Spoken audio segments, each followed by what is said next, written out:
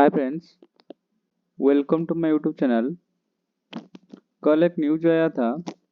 RBI की तरफ से एक ट्वीट आया था और आरबीआई के वेबसाइट में एक नोटिस भी आया है।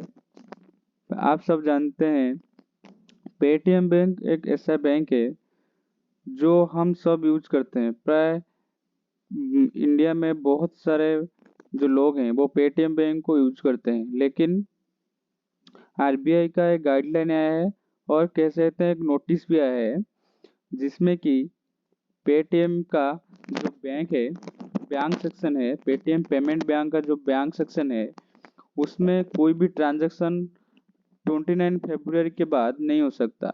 यानी उसको हमेशा के लिए क्लोज कर दिया गया है।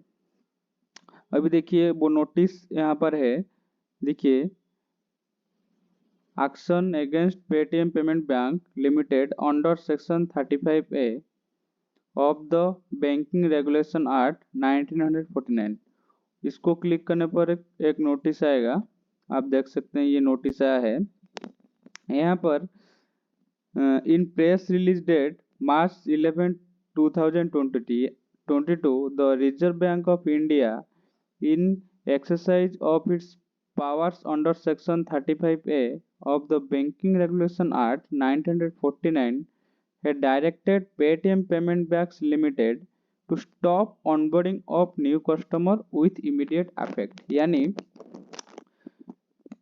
मार्च 11 को 2022 में मार्च 11 को एक नोटिस आया था। पेटीएम आरबीआई की तरफ से एक नोटिस आया था कि उसमें उस नोटिस में उस प्रेस रिलीज में ये कहा गया था कि पेटीएम पेमेंट बैंक में और कोई भी न्यू कस्टमर को पेटीएम पेमेंट बैंक में कस्टमर को पेटीएम बैंक ऐड नहीं कर सकता। यानी न्यू कस्टमर का अकाउंट ओपन क्लोज कर दिया गया था, लेकिन फिर से कुछ दिन के बाद वो ओपन हो गया था।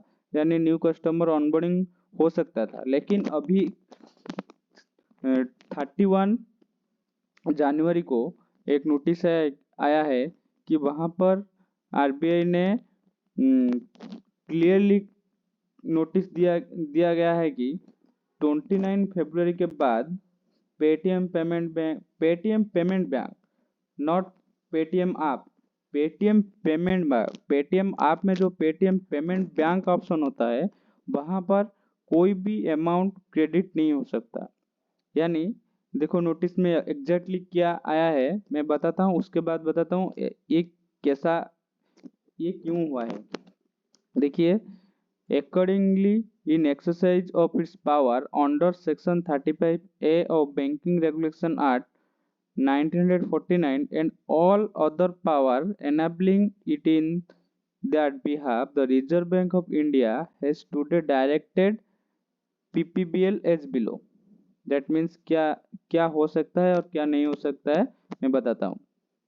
इसमें कहा गया है कि no further deposit or credit transaction or top-ups shall be allowed in any customer accounts, prepaid instrument, wallet, FASTag, NCMC card, etc.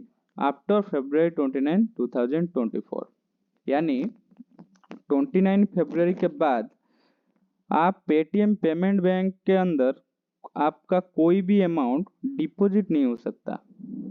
वो वॉलेट के लो, फास्टैग के लो, और एक पेटीएम के अंदर एक प्रीपेड कार्ड आता है एनसीएमसी कार्ड, वो भी नहीं, उसमें पेमेंट ऐड नहीं हो सकता है। यानी आपका अगर फास्टैग होगा तो आप पेटीएम का फास्टैग होगा तो वहाँ से आप रिचार्ज नहीं कर सकते। यानी पेटीएम फास्टैग भी काम नहीं करेगा, पेटीएम वॉलेट भी काम नहीं करेगा, और प्रीपेड जो भी पेटीएम के अंदर बैंक सेक्शन के अंदर जो भी था कोई भी आप यूज नहीं कर सकते।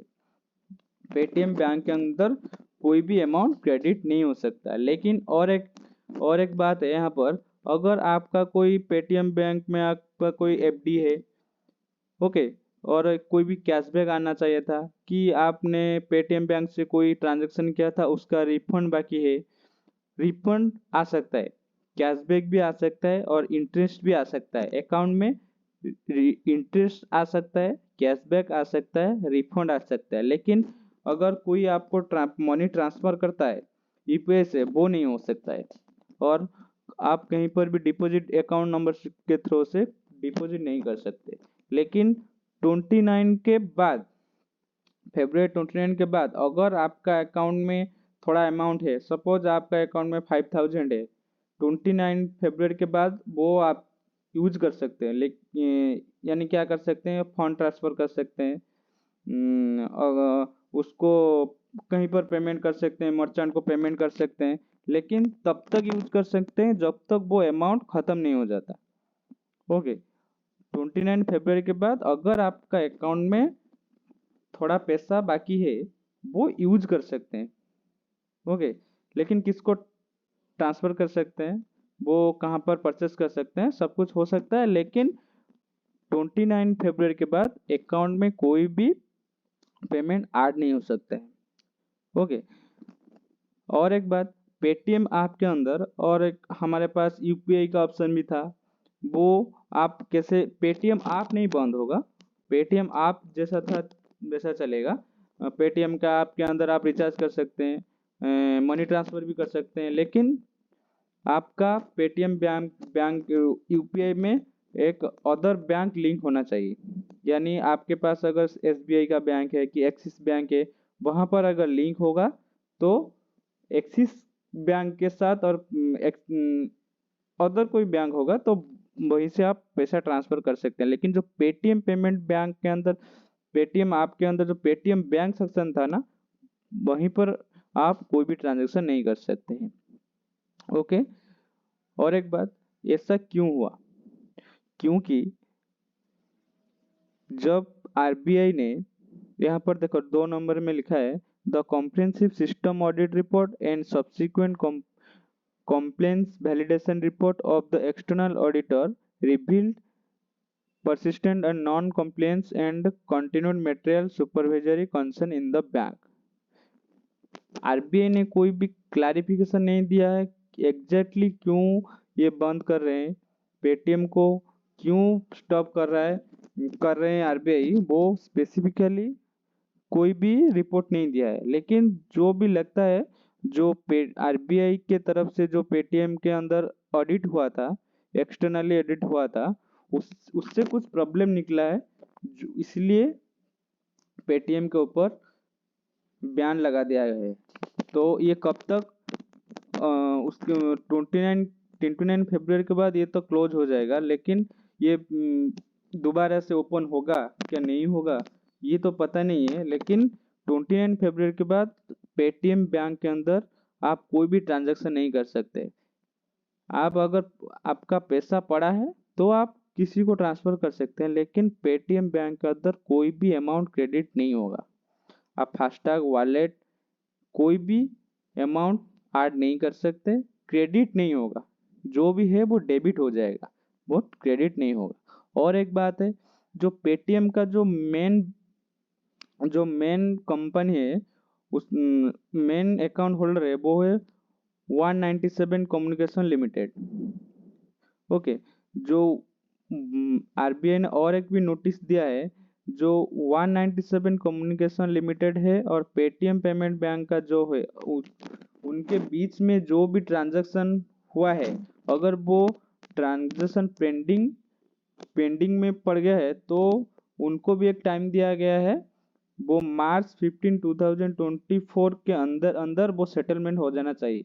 अगर March 15, 2024 के अंदर उनका सेटलमेंट नहीं होगा तो उसके बाद वो जो भी पेंडिंग था वो रिजेक्ट हो जाएगा। ओके, ये था पेटीएम पेमेंट बैंक क्यों क्लोज हो रहा है।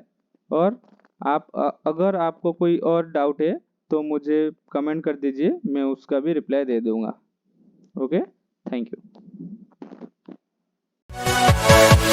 Yeah.